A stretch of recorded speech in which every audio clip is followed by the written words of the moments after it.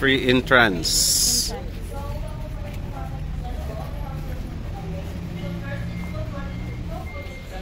Yes. Yung maliliit na bakit siya? And welcome to Eminent. It used to be one of the first American structures in the country. Anyone here na features or is familiar of the Capitol? Ito po ay mapa. This is the geological map.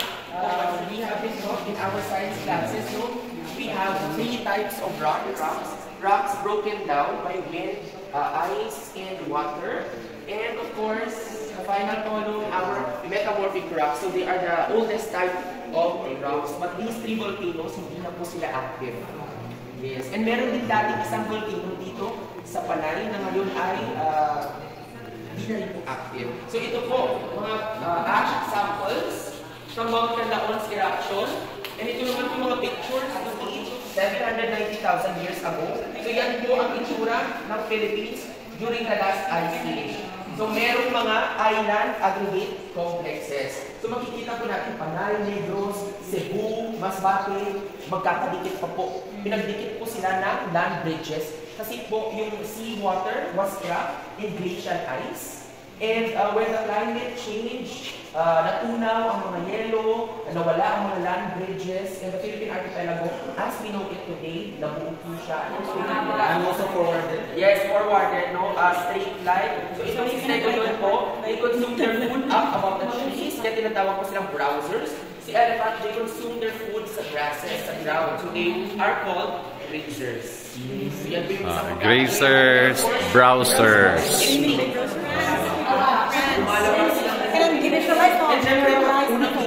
Ga-visualize ka, ma'am. Sige, ga-visualize. Sige, kung saan man yung pag-visualize. Petrified wood, guys.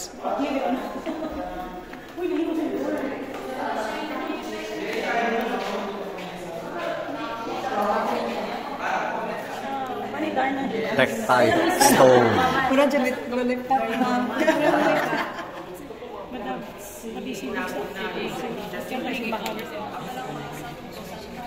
mga sangka na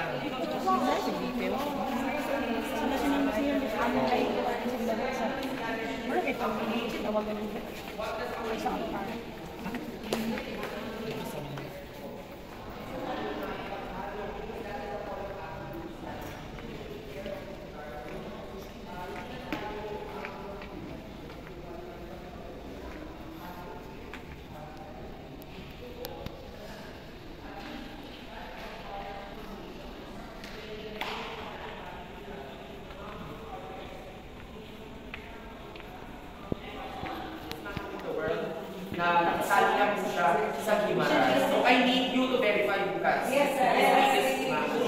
Museums po, they also have similar sila nasasagasaan ng mga fishing boats. Ito po yung food nila, seagrasses, they live in shallow waters.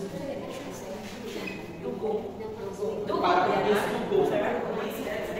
Yung necklace po, yung beads po, galing po sa mga shells, pebbles, and shells po kasi nagpapatunay na our ancestors live near bodies of water, especially sa dagat po. So important po sa buhay at hanap buhay ng mga jars.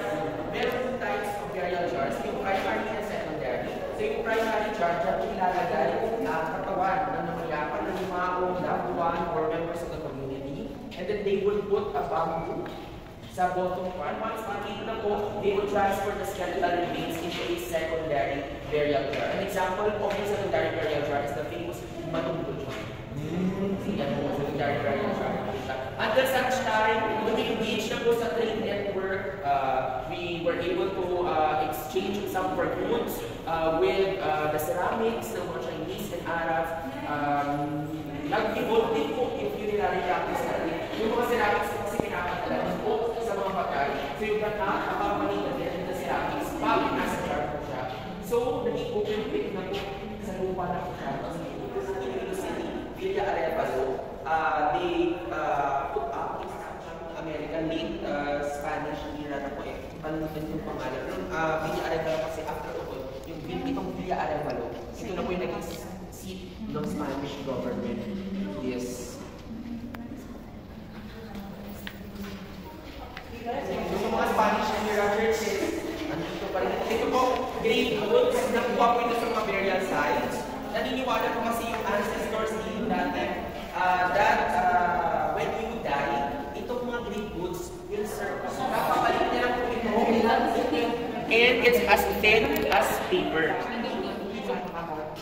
Suot ng death mask. Only those na high ranking sa society. Ano napakasuot?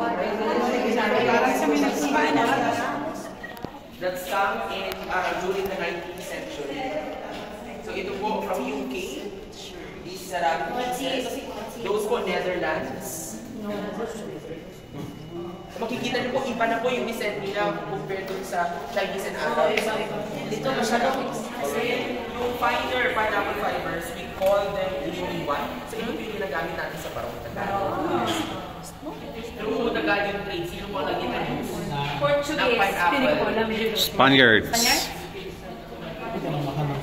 So yung Miangao, when you go to Miangao po, yung Miangao po kasi in Spain, so where it's happening. Festival.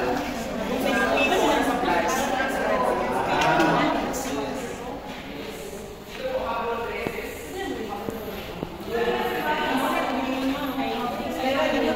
Wala po matong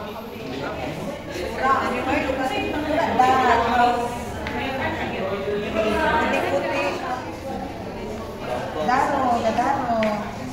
ito na po ang mga fashionable garments. Yes. Wedding gown. Donated po ito, pineapple silk. Kasi pag yung pineapple, oh.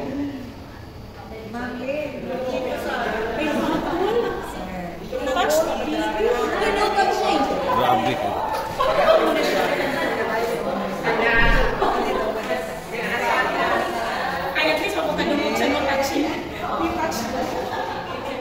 It's a movement of the Banong bird. It's a hawk eagle bird.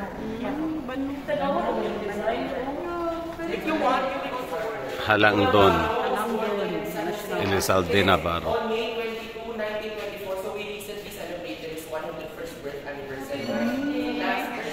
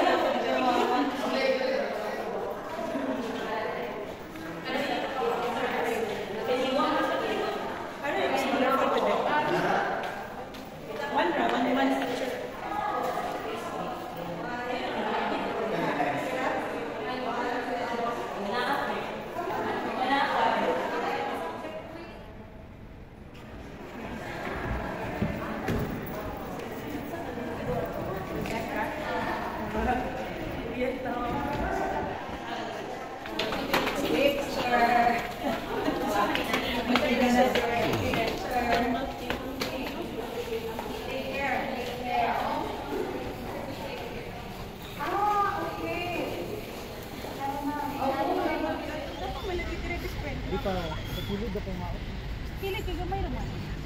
Sige, picturean mo ako dyan.